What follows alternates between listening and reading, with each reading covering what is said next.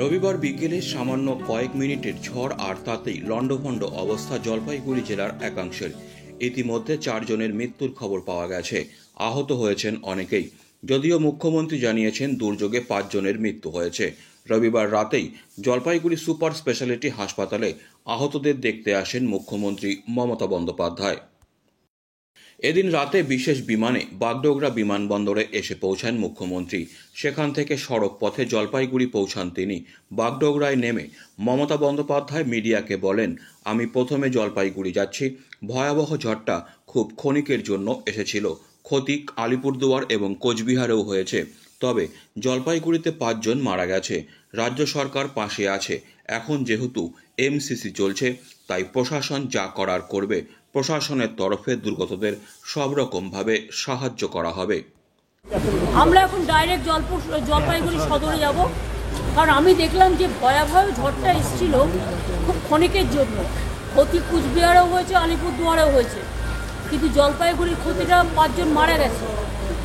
একটি বাচ্চাকে নিয়ে আসা হচ্ছে রাত্রে নেউটিয়া হসপিটালে, আর একজনকে নর্থ বেঙ্গল মেডিকেল কলেজে শিফট করা হচ্ছে। ওটা অভিষেক কাল আসবে, বিকালে দেখে নেবে। আমি এখন জলপাইগুড়ি সদরে যাচ্ছি। রাজ্য সরকার কতটা পাশে থাকবে? সম্পূর্ণ পাশে আছে। এখন যেহেতু এমসিসি কোর্ট চলছে, অ্যাডমিনিস্ট্রেশন দায়িত্ব নিয়ে যা যা করা সব করবে। পরিস্থিতি খতিয়ে দেখতে রাতেই জলপাইগুড়ি পৌঁছে যান মুখ্যমন্ত্রী।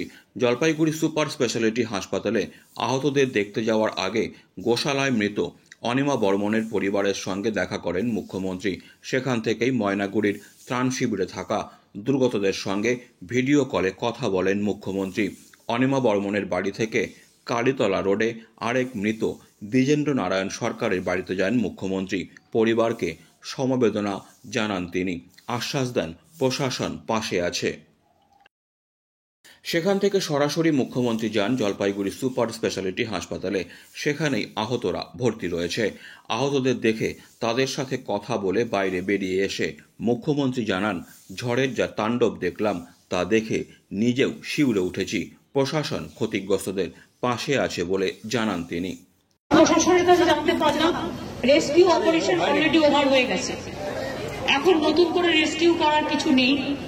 অ্যাডমিনিস্ট্রেশন খুবই ভালো কাজ করেছে এবং এখানকার ডাক্তার, নার্স, স্টাফ থেকে শুরু করে, সিস্টার থেকে শুরু করে তারাও খুব ভালো উদ্যোগী ভূমিকা নিয়ে দারুণ কাজ করছে।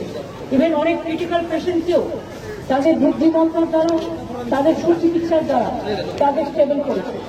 আমি প্রত্যেকটা পেশেন্টের সাথে কথা বলেছি। এই ঘটনায় দেখুন, মর্মান্তিক ঘটনা। বাংলায় প্রচন্ড বেশি ঝড় জল হয়, কারণ বাংলাদেশ আর বাংলা, পশ্চিমবাংলা এই দুটো জায়গা হচ্ছে নদীমাতৃকা দেশ। আমাদের পাহাড়, অরণ্য, পর্বত, নদী, সমুদ্র, জলাশয় প্রচুর আছে। তেমনি ঝড় জলটাও খুব বেশি হয়। এবং আজকেও মাত্র 3 মিনিট যেটা মানুষ বলছে, আর যে ধোয়ার কুণ্ডলীটা আমি দেখলাম, দেখে আমারই গা শিউরে উঠছে। যারা মারা গিয়েছেন তাদের বাড়িও আমি গিয়েছিলাম, পেশেন্টদেরও সবাইকে দেখলাম এবং আমি প্রশাসনকে ধন্যবাদ জানাচ্ছি। তারা সঠিক সময়ে সঠিক উদ্যোগ নিয়ে রেস্কিউ অপারেশন এবং রিলিফ অপারেশনটা খুব ভালো করেছে। আপনারা জানেন এখন ইলেকশন ডিক্লেয়ার হয়ে গেছে, ইলেকশন নোটিফাই হয়ে গেছে, কিন্তু 3 মাস ধরে ইলেকশন চলবে। এই সময়টা ঝড় জলের টাইমও, এবং এটা কিন্তু এমার্জেন্সি সিচুয়েশন। তাই প্রশাসন তাদের সাধ্য মতো, পলিটিক্যাল পার্টির লোকেরা election code of conduct declare হয়ে গেলে ফাংশনের হিসেবে বলতে পারি না, কিন্তু আমরা এটা নিশ্চয়ই বলতে পারি, আমি নিজে গভর্নমেন্টেও আছি, যে প্রশাসন মানুষের পাশে ছিল, আছে এবং থাকবে।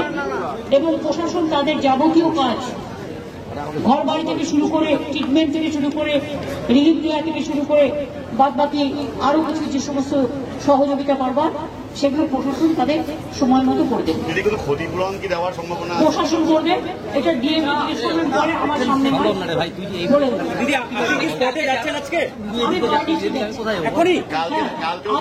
আমি রিলিফ ক্যাম্পে অলরেডি কথা বলে দিয়েছি, খাওয়া দাওয়া করছিল, রাত হয়ে গেছে। ঘুমিয়ে পড়বে, হয়তো আমি ওই জায়গাটা দেখতে যাচ্ছি। কালকেও কি থাকছেন? পরিস্থিতি কাল সকাল থেকেই তো অ্যাকচুয়াল ক্ষতিটা জানা যাবে। না না, ক্ষতি অলরেডি আমরা জেনে গিয়েছি এবং ক্ষতিটা মারাত্মক হয়েছে, কিন্তু ক্ষতি থেকে ওই মনে করি মানসিক জীবন, 5টা জীবন তারা বেঁচে থাকে, সুস্থ থাকে। একটা মানুষের জীবন চলে গেলে যে ক্ষতি হয়, অন্য ক্ষতি তো ম্যানেজ করা যায় এবং সেগুলো প্রশাসন সবসময় তাদের পাশে থেকে করে। জীবন চলে গেলে তো জীবন পাওয়া যায় না, তাই তাদের সর্বরকম সহযোগিতা প্রশাসন করবে। এমনি প্রাথমিক এস্টিমেটে ক্ষয়ক্ষতি কত টাকা? দেখুন, এরকম চটচট করে বলা যাবে না।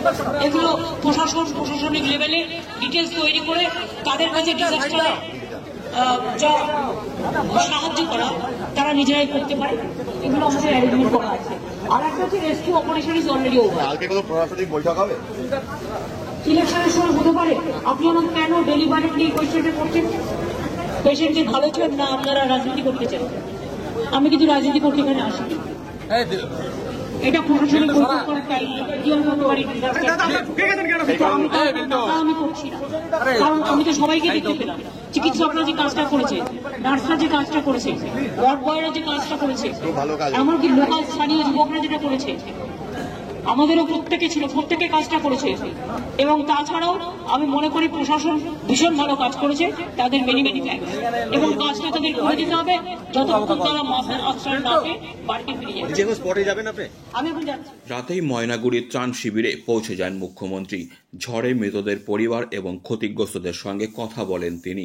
এরপর চালসার উদ্দেশ্যে বেরিয়ে পড়েন। আজ ঝড় বিধ্বস্ত জলপাইগুড়িতে আসছেন অভিষেক বন্দ্যোপাধ্যায়।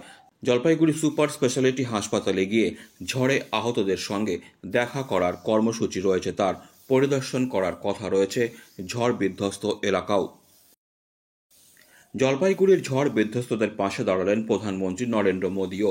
রবিবার রাতে এক্স হ্যান্ডেলে পোস্ট করে মৃতদের পরিবারের প্রতি সমবেদনা প্রকাশ করেন তিনি।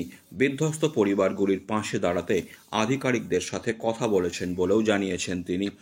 একই সঙ্গে বাংলার বিজেপি কর্মীদেরও ঝড় বিধ্বস্ত পরিবারগুলির পাশে দাঁড়াতে নির্দেশ দিয়েছেন Narendra Modi. Disclaimer. This channel may not promote any violent, harmful or legal activities. All content provided by this channel is meant for an educational purpose only.